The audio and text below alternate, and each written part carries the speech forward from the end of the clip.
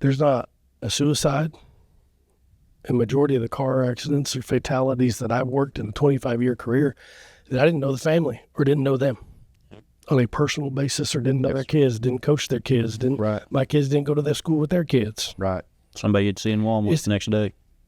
Related. It's greater than a stranger. Correct. Right? I mean, you're grieving with the family, and you're having to keep your composure, and you're having to lock it away, and you're having to be strong. And by God, you can't talk about it. We learned that lesson in my career. We had a couple officers in our department that had some issues, and they were fired within 3 days. Get out. Absolutely fired within 3 days.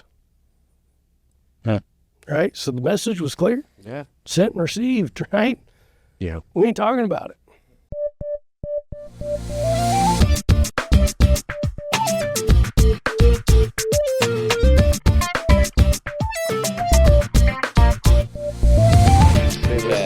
Good friends. Our best friends here. Hey, part of the reason that wellness is expanding across the state at the level that it is sitting with us today. Absolutely.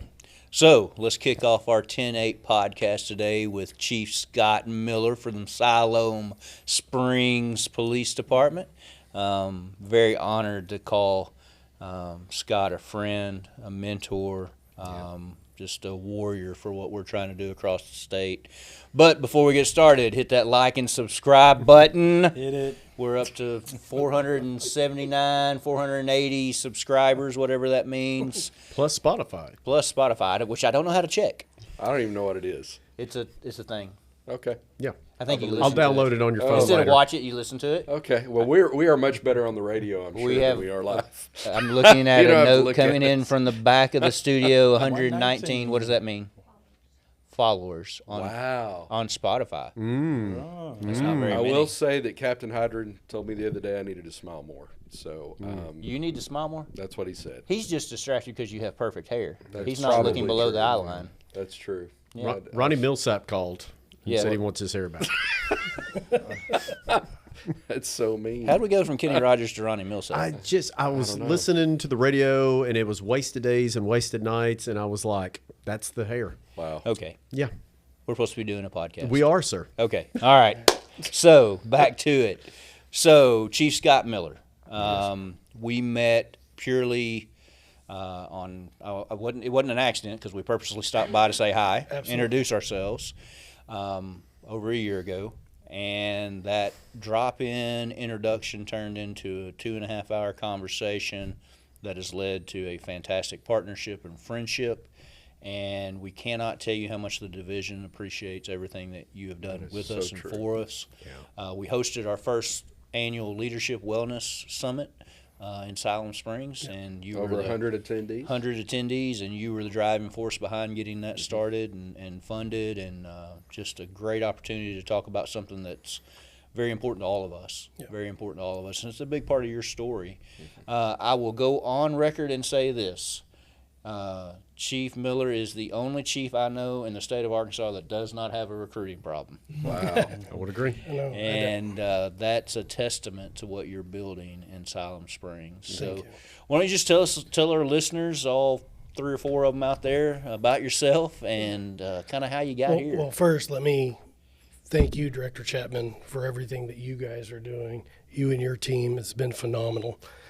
From the new recruits coming out and getting leadership training, and just the quality of training and everything that you guys are doing is phenomenal. And I am honored to call you all my friend and do anything that we can as an agency and as a fellow brother in law enforcement for you guys. Appreciate that. Sir. But like I said, my name is Scott Miller. I've been with the Siloam Springs Police Department for 25 years. I worked my way up as a boot patrolman all the way up to now chief. Wow. And I've worked every position. Started out my career at Grove Police Department in dispatch, and then I transferred over to Siloam Springs and started my law enforcement sworn opportunities there. Worked everything but records and dispatch. Spent most of my career in narcotics and supervising the narcotics unit, which was a great experience. Yep. And then started working my way up through supervision at the department. Yeah. What was your favorite assignment? narcotic sergeant, Me too, buddy. Wow. Yeah, and SWAT absolutely. team leader. I mean, Yeah. kicking doors and. T-shirts and blue jeans Yep. every day, Yep. and then throw on the vest and go kick the doors in the. Yep. That's I know. why we brought it back. Yeah, absolutely. I know. I mean, it is a fad, yes, Yes. but I became partial to it Yeah. for all those years. That's awesome. So we talk about, and I said it a while ago, that you guys don't have a recruiting problem, and that is a testimony to the culture you guys have built. And I know there's a story behind that. It didn't always used to be that way. No, sir. It's very purposeful and intentional how you guys got there. But do you want to kind of talk us through what really kind of kicked this whole movement off for you guys to be the pillar? Honestly, and the way I look at it is one of the pillars in our wellness fight in law enforcement. Well, sure. So, unfortunately, our story starts with tragedy, right? Well, that's how our eyes got opened. Yeah. It's not how it started, so I know now. But in February 8th of 2021, we lost one of our sergeants, Sergeant James McFerron, to suicide. Sergeant McFerron, as I moved up to lieutenant and captain, was the protege that was taking my spot over the narcotics unit and so on and so forth. So Sergeant McFerron and I were extremely close. We talked a lot, we joked a lot. We knew each other quite well. And long story short, when I got that phone call, it is one of those that I know it was, 2:30 in the morning, but I asked multiple times, well, who shot him? And they'd tell me over and over, well, he shot himself. You're not processing the fact that he could do I'm that. like, okay, well, I know he shot, but who did it? What are we doing to find him? And then it finally sinks in. And so obviously it devastated our small department. We're a 51-man department now. At the time, I think we were hovering somewhere around 45, 46. And,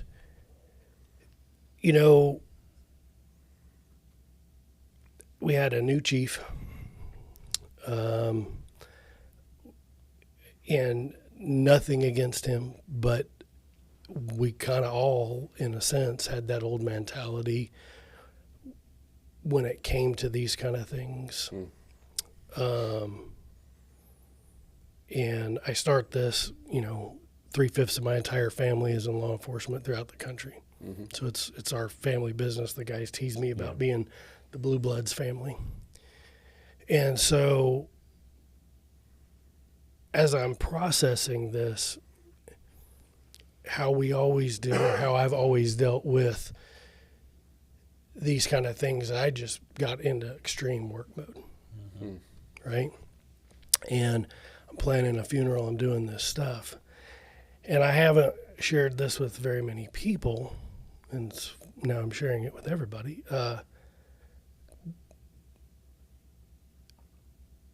There was a lot of mixed feelings as to whether or not to honor Sergeant McFerron. Yeah. Whether or not we were to provide any honors, if so, what, or just an acknowledgement. Sure. And it just went all over me.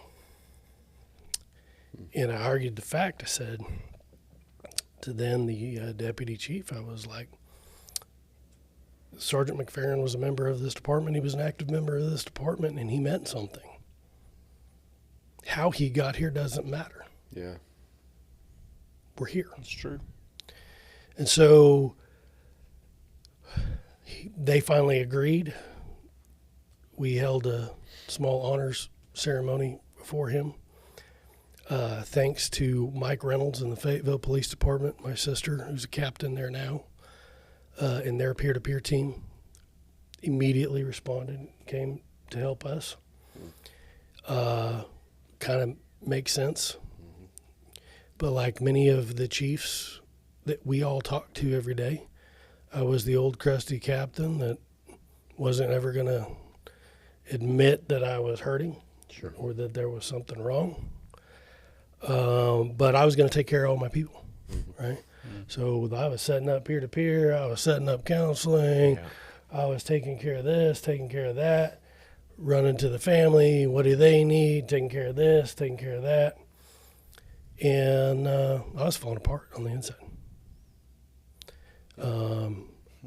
Like you, I have a really good track record of marriages. I'm on my fourth one. My sister. Thanks for pointing that out to me. I appreciate it very much, sir. No, we're in good company. We learn from our failures. My sisters tease me all the time about I don't date. I'm just a habitual monogamist.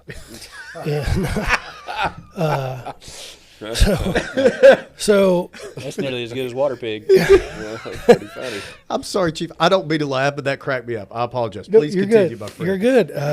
We have to laugh about We it. do, right? brother. And I have learned. And my wife is a saint, right? Yes, sir. And she has been through and with me through the darkest of my times. Yes, sir.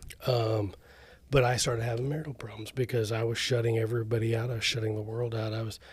You guys know how I adore my son and my family and my other two kids, and I was shutting them out. Yep. I was shutting everybody out of my life and my family. I was self-medicating, self-destructing on the inside.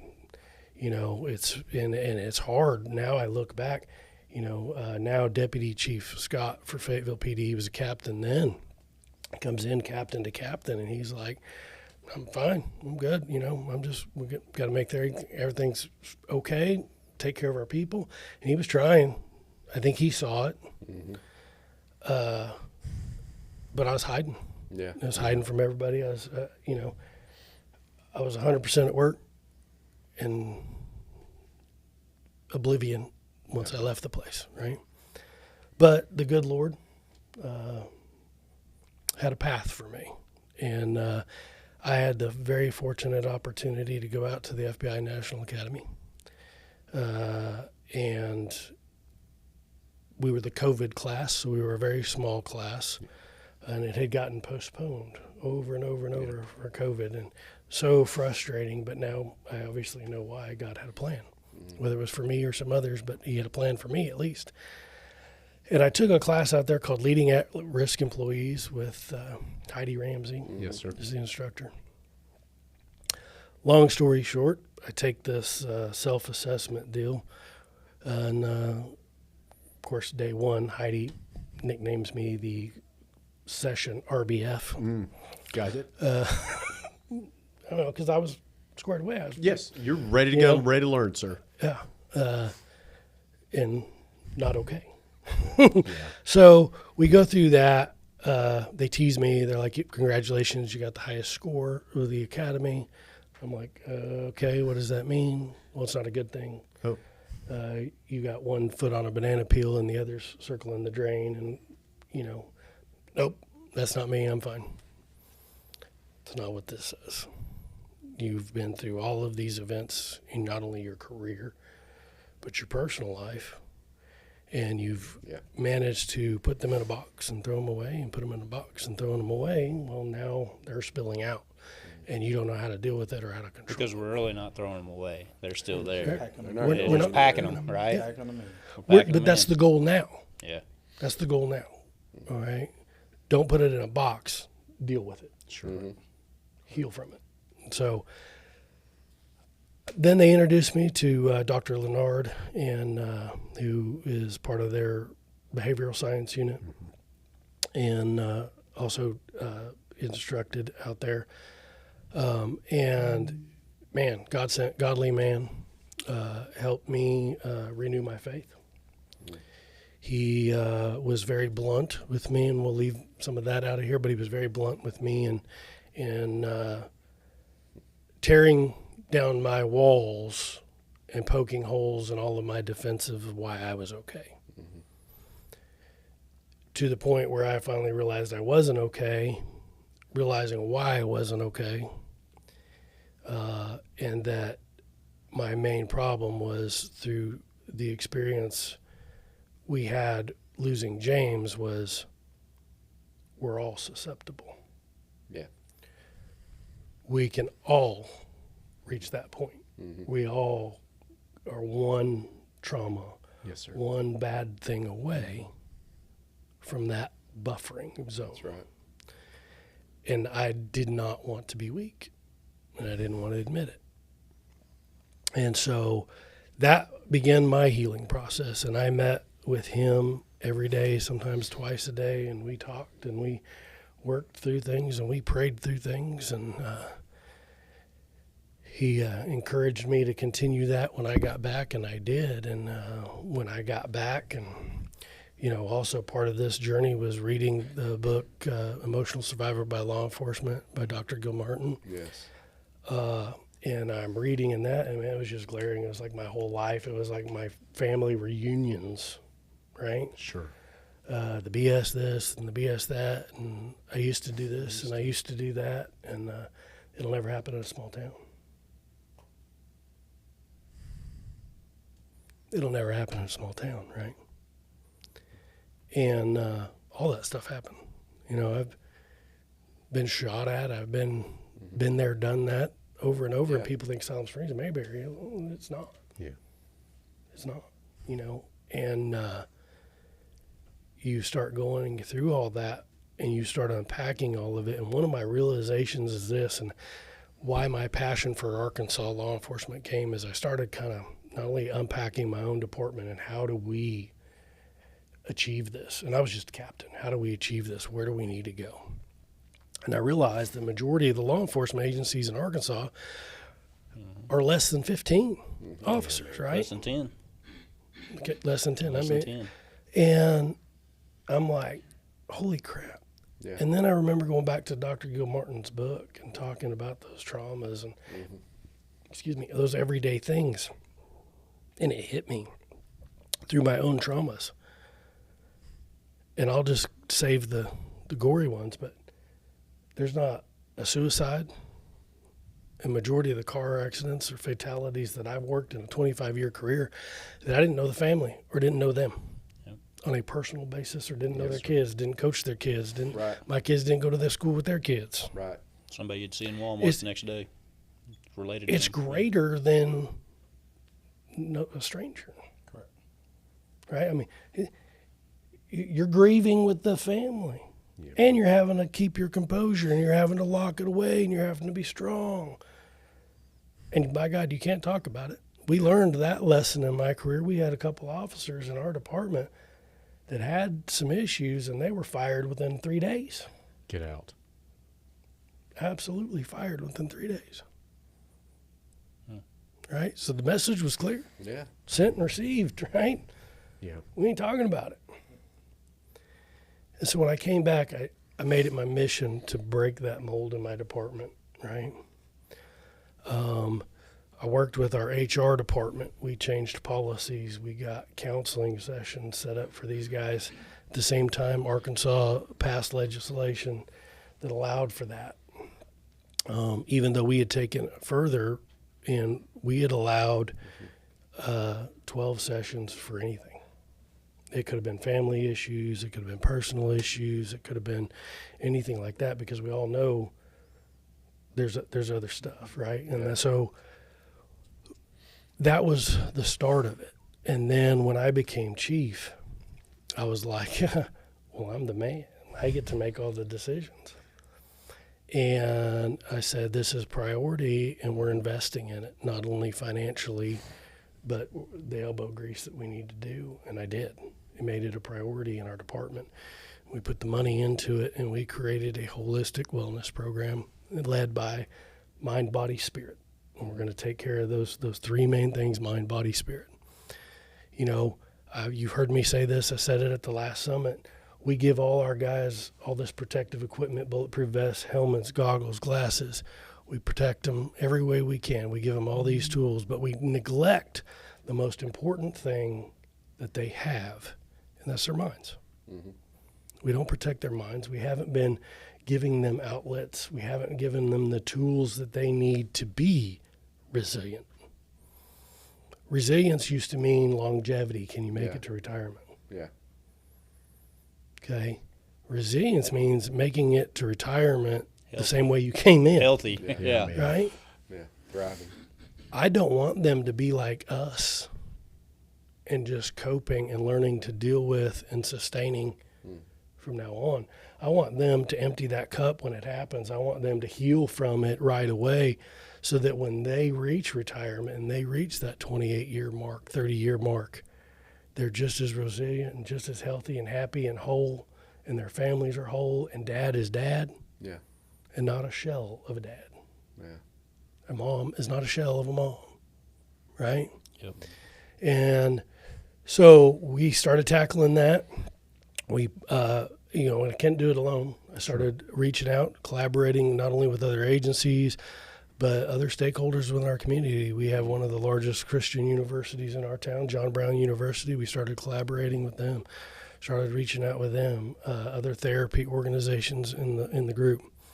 And, everything happens in God's timing and everything happens with his will. And I'm a firm believer in that. And, the good Lord tells us to remember one woman in the Bible, and it wasn't his mama. He says to remember Lot's wife. It's one of the shortest verses in the Bible in Matthew. And the whole point of that is if you go back to Sodom and Gomorrah and God gave them the instructions to leave, not to look back, right? And so I made it a point to my agency, we can remember, we can honor, but let's do better, and we're not going to look back. Let's move forward. And here's the mentality that we're going.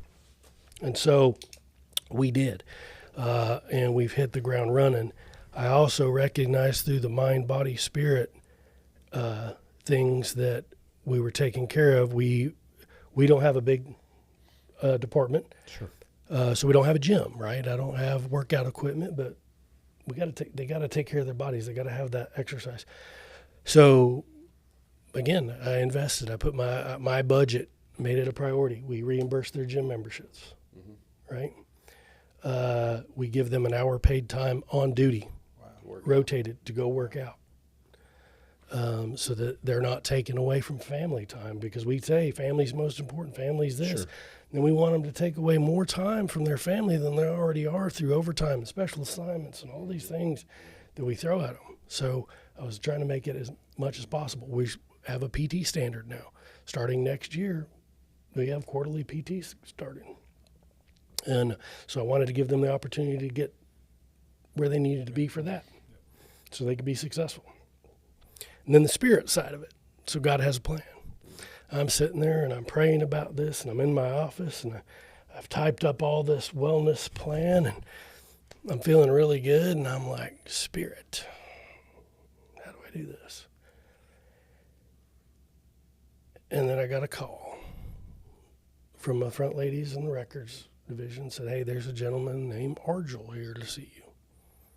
I was like, Argel Smith, who's a former officer for us, worked back in the early 2000s, worked about 8 years with us, left to go do missionary work overseas, and got called back. And when he got called back, he said, I came to see you. I'm going to be your new chaplain.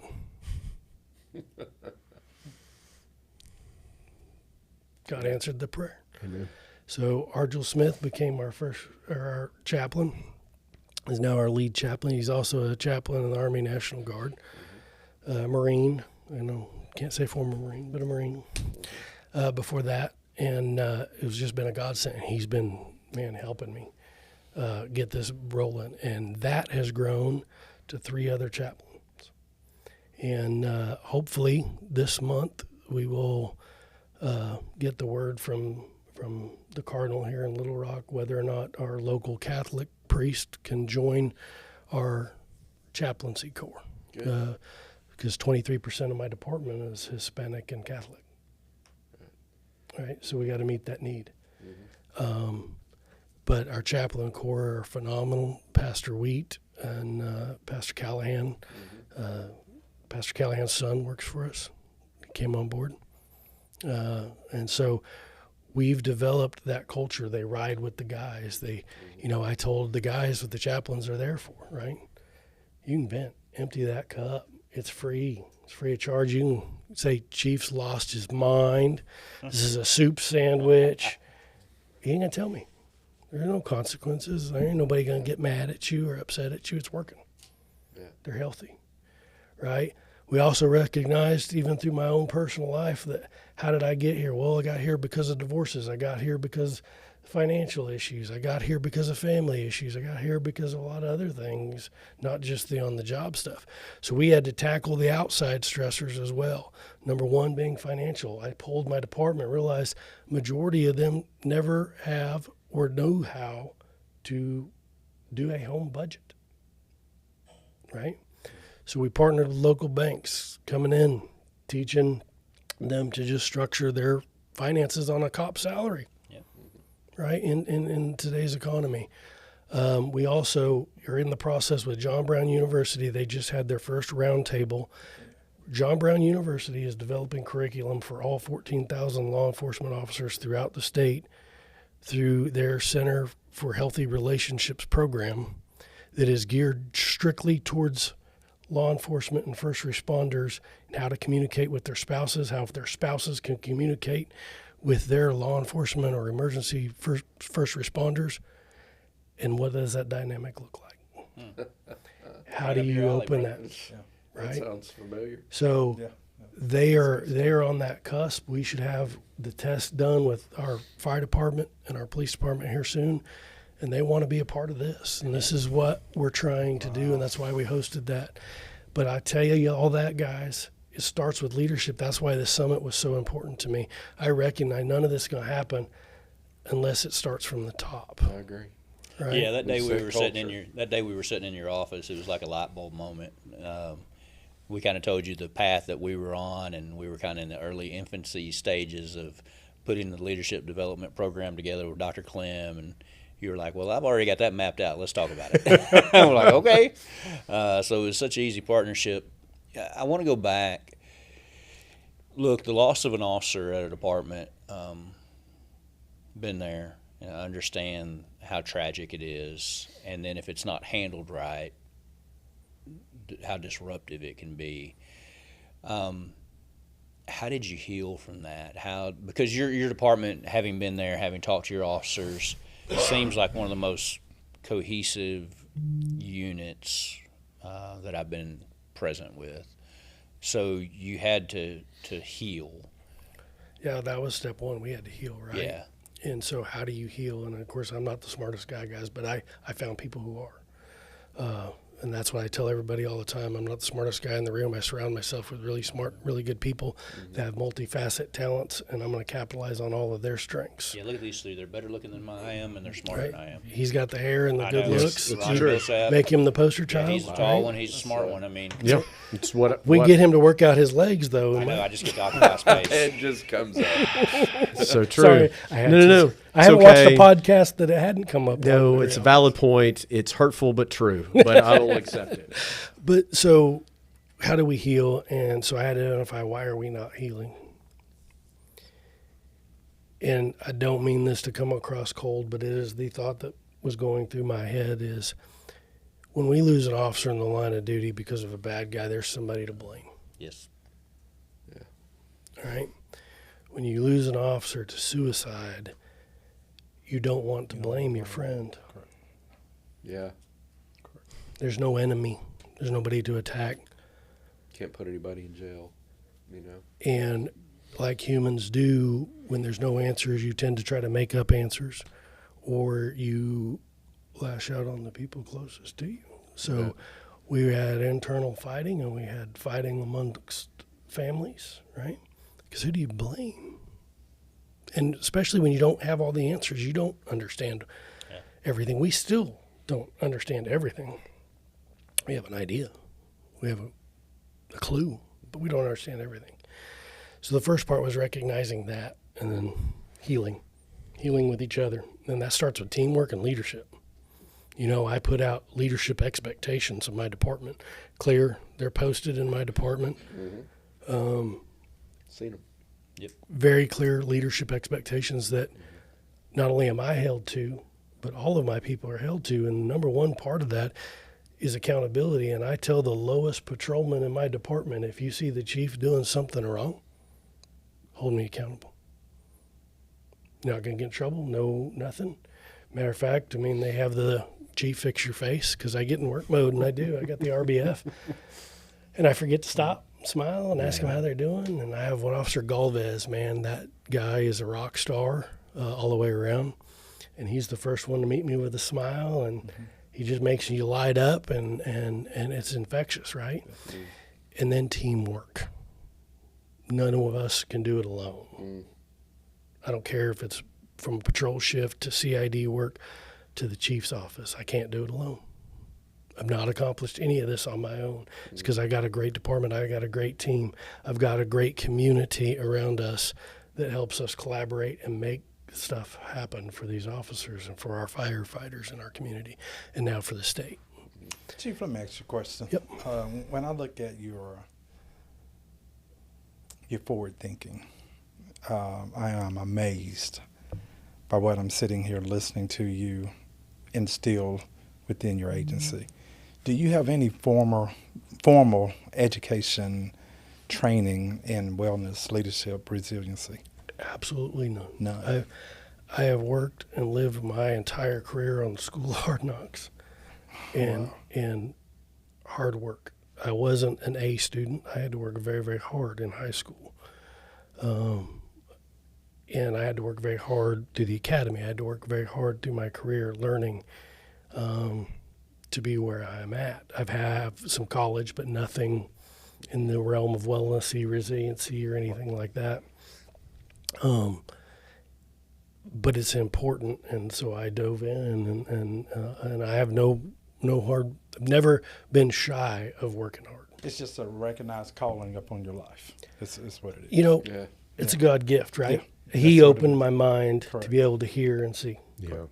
right? And it was the tragedy, the pain that forced us to get to a place of, it hurts so bad I got to figure it out. Yeah, I I need help. was circling the drain. I was about to have divorce number 4. Lost contact with my child. Of course, there's a lot of stuff that was going on in there. You know, he was in the military, and we won't talk. But he was going through a lot in his life, right? I mean, there was a lot going on in my life, and I had to hit bottom. Yeah. I had to hit the point in my life where I was about to lose the career. I was about to lose the family. I was about to lose everything that I had always valued because I put so much identity into just being an officer, being a narcotics officer, being a leader. Well, I'm going to tell you right now, boys, if we've all learned and we've all shared these stories, if you can't lead your family, you ain't going to lead no department. You ain't going to lead no shift. You ain't going to lead anybody. Nope. And so I had to learn very quickly my priorities, and I had to learn very quickly how to be the leader. And I say this all the time, and I hope it's okay, Director. Everything you need to know about leadership is in the Bible. Yeah, you're not going to get any pushback from this bunch. Right? Everything. And so while I don't completely push that, if the conversation opens up like it do with you guys, I'll have it. But the spiritual part of that, that's whatever it is to you. It could be yoga, meditation, whatever. We make it happen, right? I assign leadership material to my command staff, and they're required. And if they're not big book readers, I'll buy it on audio so they get the information. You know, we invest heavily in that. But we also encourage family. We also encourage to take care of those families.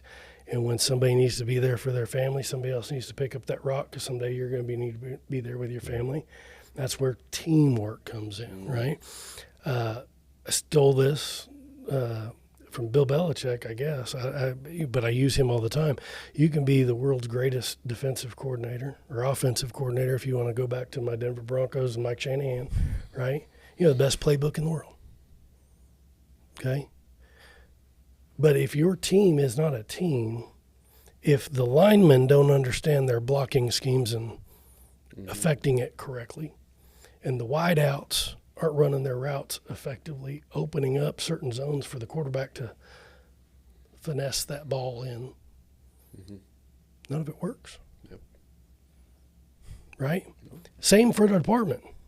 If patrol isn't doing what they're doing in the manner in which they're supposed to do it, and CID isn't, and your narcotics or your traffic or even your command staff, I dare say, are asleep at the wheel, nothing works.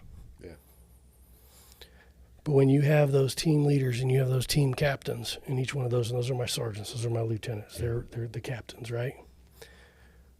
When they're affecting their part, to do their scheme, and feeding it back up, and the coaches are doing their part, giving you the equipment, giving you the plays, listening to what you need on the field. What are you seeing on the field? How quickly did you start to see the cultural change? So the events 2019, the loss of the officers 2019. 2021. We really started to see it at the end of 23, beginning of 24. So how long from the time you started the transitional work, culture change, how long? About a year. A year. So I think that's something that should give all of us hope, because as we travel across the state, we're doing these leadership, wellness, resiliency classes. We're talking to young men and women in the profession, and there's doubt that we can change the culture and the profession across the state. Yeah. Doesn't take long. I think that's a perfect example. This is a very good example. And Yeah. guys, Very again, good example. it doesn't. You could be a chief that's like, I don't know much about it. I know we need to do it because I want to take care of my guys. Maybe you don't even believe in it. Yeah. There's somebody in your department that does. Well, I told you the There's- story. The reason I pushed so hard for a wellness unit to be developed in Hot Springs when I was there is because I was the one craving it, but I couldn't say it. In the same boat you were in, right? Leader can't be weak. That's right. Yeah. That is the lie that we tell ourselves. Yeah. It's a lie we tell ourselves. We hear for this. We had the privilege of teaching some leadership classes recently, and we hear this very frequently is, I love where you're going. I'm buying into it, but north, south, east, west, whatever direction they point, whoever they is, will not buy into that. So when you went to the National Academy, you were a captain at the time, is that correct? Yep. Did you have resistance when you came back, when you go, great idea? Yep. To that. How'd you overcome it? Thank you. That's where I want to go with it. Tenacity and perseverance. Yes. They eventually left. Is that what you're saying? Tenacity and perseverance, right? Okay. Didn't And give being up. intentional. I have another saying, emotions are great company, but horrible leaders. You have to be more intentional than emotional. And I became very intentional That's awesome. in everything that I did. And I had young people that I identified, young officers, Chaplain Smith, that were intentional. They were passionate. They understood it. I empowered them. Make it happen. Make it your own. Right? And, you go back to leadership, go back to the Bible again. You got to humble yourself, right? And you have to understand that, Jesus washed feet to prove that. Servant leadership. So if you're a leader and you understand that for the betterness of your department and the wellness of your department and your officers, and you truly care about them, it's not about equipment. It's about their mind also. So empower your people. Humble yourself. Let somebody else take the lead and make it happen, because they will. There's somebody in the department that will, right? And I don't know if it was one of you all or another thing that I had read or heard, but I loved it and I stole it, is the sandwich mentality, right? If it's coming from the top and it's coming from the bottom, anybody who doesn't want it or is afraid of it's going to squirt out the sides. And I loved it. I was like, absolutely. And that's what happened. And now we have a team. Yeah. There's not patrol, there's not CID, there's not traffic.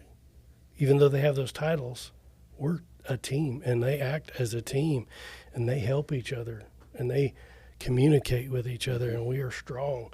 I was sharing with you earlier, I had to run the numbers earlier. In the last 3 years, we have a 98.3 retention rate. Could you repeat that for our listeners, please? 98.3. So how large is Siloam Springs population-wise? The last census we got was 19,100, so close to about 20,000, give or take, when John Brown's in session. And you told me earlier today you had one clerical position, and understand clerical positions don't pay a lot, correct? Correct. How many applications for that one position? We have over 60. 60. We had How 20. many officers are you short right now? 0. You have them waiting in line? Yes. Culture's king, guys. This is Yeah, brother. when Yeah. you look at what you're doing and how you're retaining your people, and you had a waiting line for people to want to come to your agency. This should be a blueprint to agencies across the state. This is what we need to do. If you start to take care of your people, you don't have to worry about nothing else. That they're going to want to come.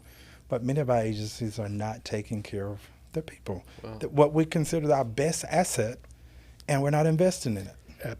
Absolutely. Yes. Absolutely. You know, I stole this. My grandfather, take care of the people who take care of you. Yep. Right. Absolutely. You know, we also partnered with a company called Alley Connect, online platform that tracks wellness. We give a lot of incentives for that. People take the self-assessments and stuff. And we recognized that we had a burnout problem starting to fester. And we started looking at it. And, of course, Dr. Clem's getting ready to come up and help us with that, and you guys in the leadership. But when we looked at it, it's not an officer problem. We had a leadership problem. That's right. Well, the data supports that, you know. Right. that- So, but had I not had that, I could have blamed officers. Yeah. Sure. We could have blamed officers. They're just not getting it. They're just They're being weak. stubborn. They're not back. buying in. They're weak. Right. I've literally heard, Chief, check this. Go ahead. Finish your thought. But we identified it, recognized it. We made the change, and now we're back to being healthy. Right. It's ebb and flow. You got to pay attention. Got to keep doing There's a mentality that is, and there's data here that says there are certain leaders that feel like burnout is good because all the chaff burns away. What? There's Write that down for yeah. yourself. I wish I wrote it, but I didn't. But I read that, and they said, well, burnout's good. It said all the weak ones go away, only the strongest ones survive, and that is a flawed mentality. But there are people that right now walking around in leadership positions that think, hey, they just couldn't handle it.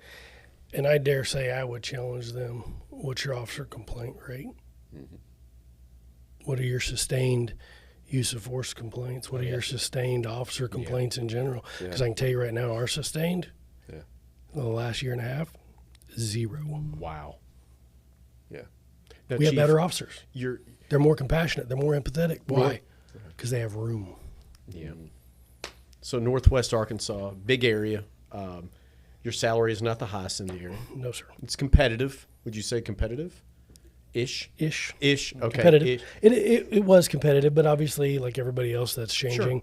So we're going to have to reevaluate. You're But not it's competitive. paying a ridiculous amount of money starting No, pays. You're absolutely. not paying ridiculous sign-on bonuses or whatever. Absolutely not. And I want to go back to what Kelvin said. There is a blueprint of culture.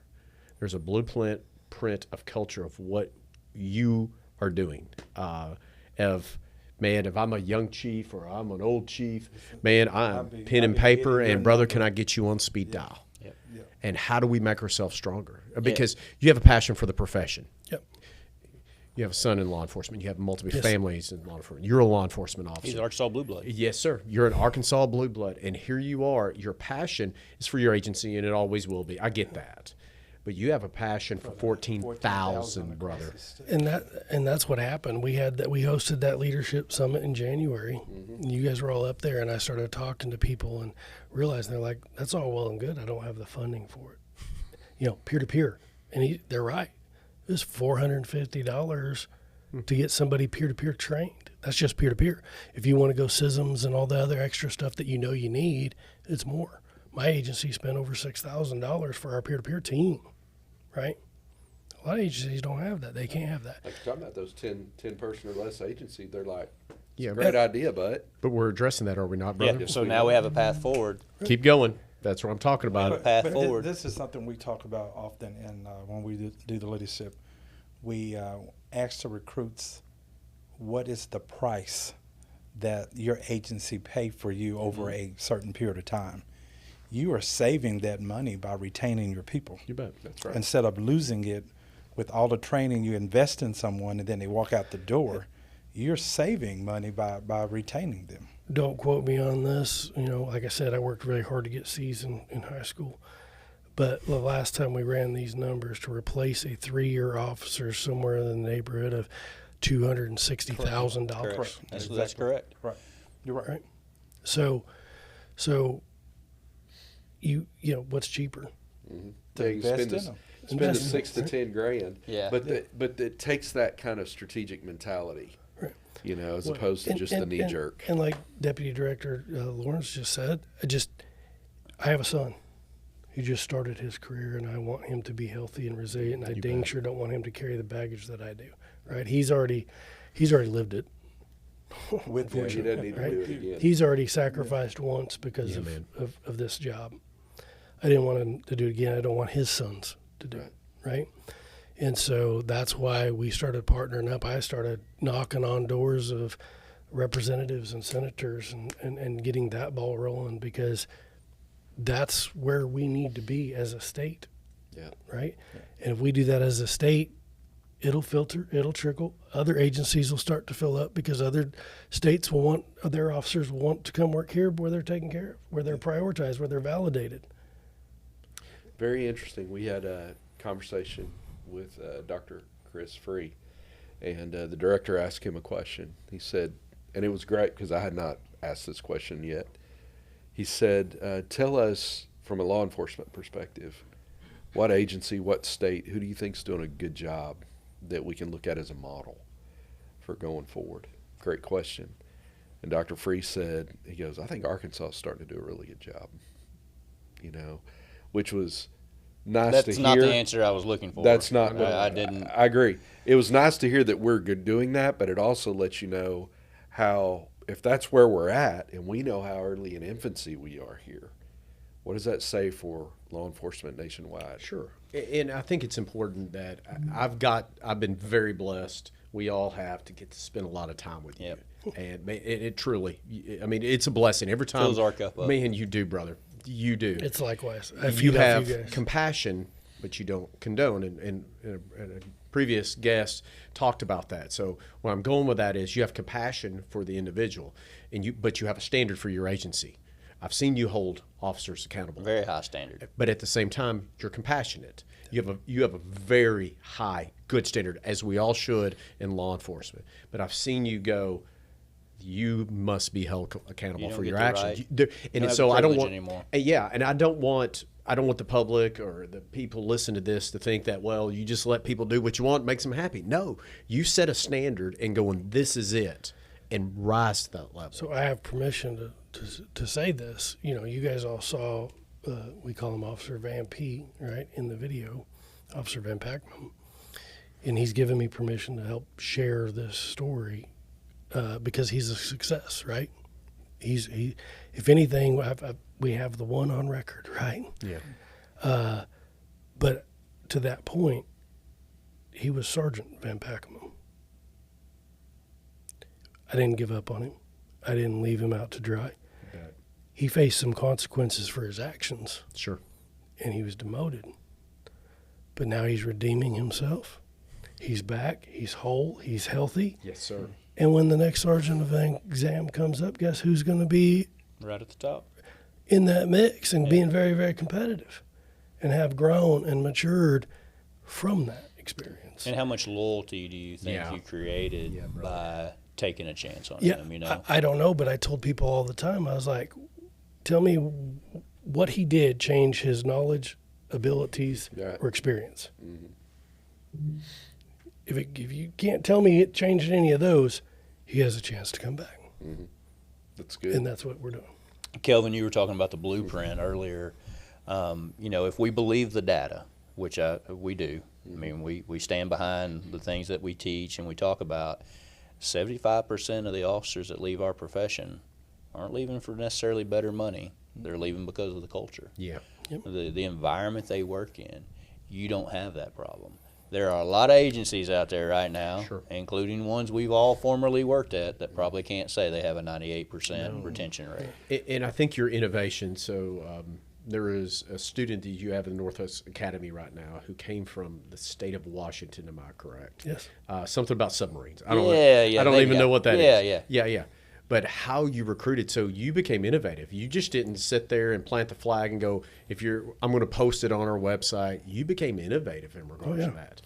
You know, we reached out to military institutions because, I mean, they need jobs, right? Sure. I mean, my son was a transitioning military guy, and even at his skill level and stuff, it was a little difficult for him, to be honest, right? Because, especially for him at that level, because everybody was intimidated by his experience and training. Mm-hmm. I mean, he landed in a great agency and he was doing well. But initially that was an issue for him. But we partnered with those transitioning, and pardon me, I'm absent-minded of their acronym, but they help the soldiers and military personnel transition out, right? We just started, hey, we're hiring. That's so cool. Give us a call. Any of your Arkansas people that are wanting to come back home, get closer to home. And that's how we've ended up with several. If I'm correct, his wife was from Oklahoma. Yep. If I'm correct, and she goes, I want to move closer to home. And they looked and went, it's close to the border. Is that good enough? And then here you go. Here we go. At that point. So, and I think that's important. We go back to Blueprint is you're still being innovative. You're still forward thinking of, hey, how do I reach out and get into this next group at this point? Yeah. And how do we grow, right? And even though we're not growing now, how do we sustain? Sure. Right? Because it's constantly changing, guys. The environment is changing, right? The issues that our officers are facing from city to city change. What my officers face is not the same as Fayetteville. Sure. It's not the same as Bentonville, right? It's not the same as Rogers, Springdale. Similar, but not always the same. And so you've got to take the pulse of your guys. And I encourage every leader, get down with your people. Listen. Don't tell them. Listen.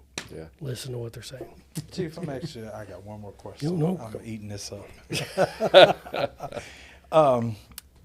When it come down to your city council, your mayor, did you get any pushback from them to support what you're trying to do?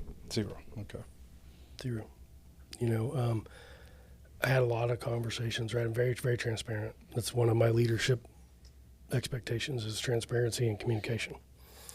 So we communicate with everybody, and we're very transparent in why and what we're doing. And I think that is also another reason why we have such the community support that we have. And they are feeling it, guys. They're seeing the better officer on the street, the one that's smiling, the one that's interacting, the one that's shaking hands, So it right? made it The easy one for that them is to taking, support it, yeah. you know, Well, if you have a 0% sustained complaint rate, That's huge. you know what your legal liability is based on that. You're not writing a lot of checks. Nope.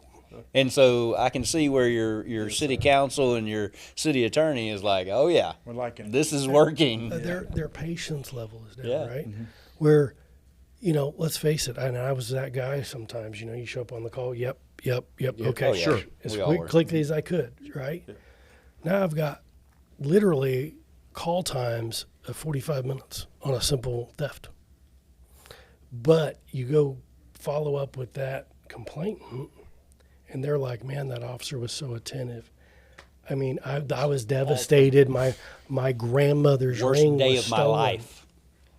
Yep. But he was so, and he even dusted for prints, and he did all this stuff, and he was just so attentive and apologetic, and he was very honest and transparent. Likelihood of us finding this is slim, but this is what we're going to do, and we'll pass it on to the detectives, and the detective's going to give you a call. It works. Right, because they have room. They have room in that cup. And Sergeant, I'll go back to your thing, you know, and I say this a lot too. Accountability always has this negative connotation to it, right? But accountability is a positive thing Yes, when it is. used correctly, right? Accountability is just keeping each other in our lanes, right? Keeping us in bounds, right? That's all it is. Hey, man, you're getting When you along. think about the credibility, also the investments you guys talk about, we're investing in our community, the investment that you're making in your citizens. If there's ever a challenge, who are they going to rally around? It's deposits in the bank. Those brother. deposits are there. And so, wow. Well, what a culture shift. I don't know about you guys, but I've gotten in trouble. You're milking that call. It shouldn't take you 45 minutes to take a theft report. It should take you 5 minutes. Get back on the street. Let's get to work. We're already recruiting. We started a program. We've always done a police fire camp for younger kids. And was talking with one of my captains, and of course he got the idea from a officer, and I'll give him a shout out, Officer Harrington, who's done a fantastic job. But it wasn't my idea, but we're going to go with it because it's a fantastic idea.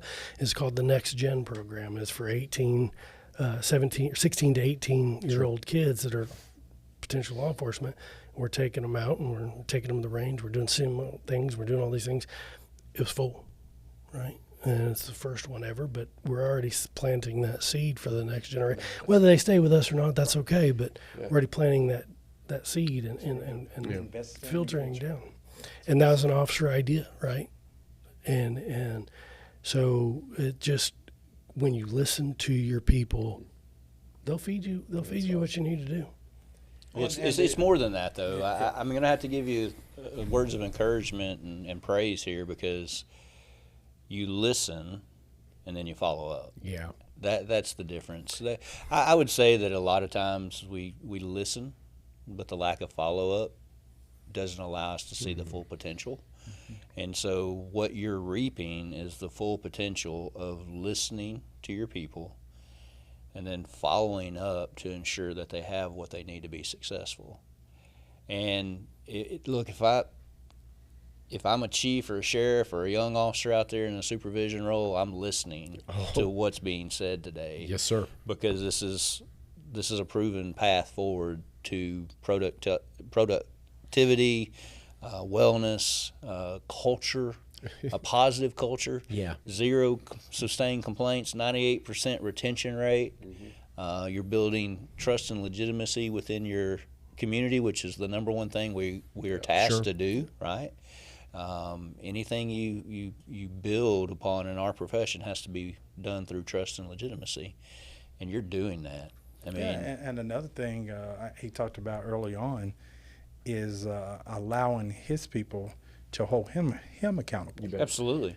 How much buy-in do you get when upper management are setting the tone that, hey, the rules and regulations are for me as well?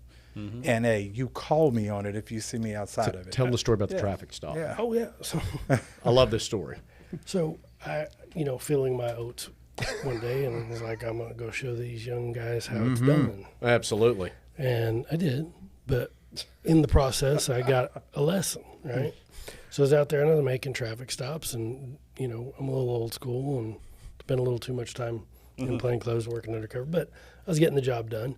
So I made this traffic stop, and I'm doing my thing, and backup officer arrives and shows up, and I get my stuff, and I like to do my business on the passenger side of my car rather than in the driver's seat or whatever, because of past experiences. And so I always opened the door, and I stood in the passenger doorway and did my stuff, and I never get in the car or whatever. I just did it right there. Anyway, I had gotten the information, and I cut back between the cars to get to the passenger door because it was on 412, it was a lot of traffic. Yeah. And I got a little complacent, right? And that young officer made beeline for me and said, "Sir?" I said, "Yeah." He said, "Don't ever cut between the cars. That's going to end your life." I love it. Sir, yes, sir. Love it. You're absolutely right. Love it, Thank brother. you for the reminder. That's good. Didn't do it again. What an environment. He felt comfortable to do that. Yeah. That's what I'm saying. What an environment. Right. For you to build that kind of environment for Yeah, them man. to feel comfortable to do. Man, what a great time. So, Chief, in closing, Yeah. if you just had words of wisdom to our young officers and deputies that are coming up through the ranks right now, what words of encouragement would you leave them with? Keep talking. Don't get quiet. Quiet equals complacency. You don't have to be the loudest voice. I got a lot of sayings. You can be right in what you're saying, but wrong at the top of your voice. Okay? So be intentional, not emotional. and stay perseverance with your chiefs, with your sheriffs, with your command staff, change will come. It's inevitable as long as you persevere. You know, Yeah, that's solid. and then my triple F's: All right. follow through, follow up, and fortitude. Follow through with everything that you say you're going to do, and that is Teach just as yourself, much yeah. followership as it is leadership. Yeah, all day. If you tell your boss you're going to do something, do it. Follow up. Follow up with your boss. Just because you ask for something doesn't mean his plate isn't full. Follow up with him. Remind him, right? And fortitude. Fortitude to hold yourself and your leaders accountable. Man, that's solid. If folks want to get in touch with you, we've got a chief listening right now, or a captain, or a slick sleeve, or whoever it is that has questions or wants to get in touch with you. Is it okay if we have Jonathan put your number at the Absolutely. end of this so they can reach out to you or email you? Absolutely. Okay, or get an autograph or something. No, Yeah, I'm that would be playing. great. No. Yeah, Guys, after today, you're going to be I world famous appreciate- with 19 followers. I appreciate I appreciate the compliments. I've got a great team. Absolutely. I've got a great team and the good Lord that Amen. is walked me every step. Well, hey, on behalf of the deputy directors, Lawrence and Sergeant, the one and only Dr. Chris Clem, and myself and Chief Miller, man, we just want to tell everybody thank you for listening today, because I think these are sometimes hard subjects that we should be talking about more often. True. And you made the conversation really easy today. Yeah. And I appreciate that. So hit that like and subscribe button. And on behalf of we want to thank the governor for her giving us the opportunities to lead, right? So we're all given different seasons and opportunities in life, and this is where we are today, and it's very purposeful with intention, right? Yep.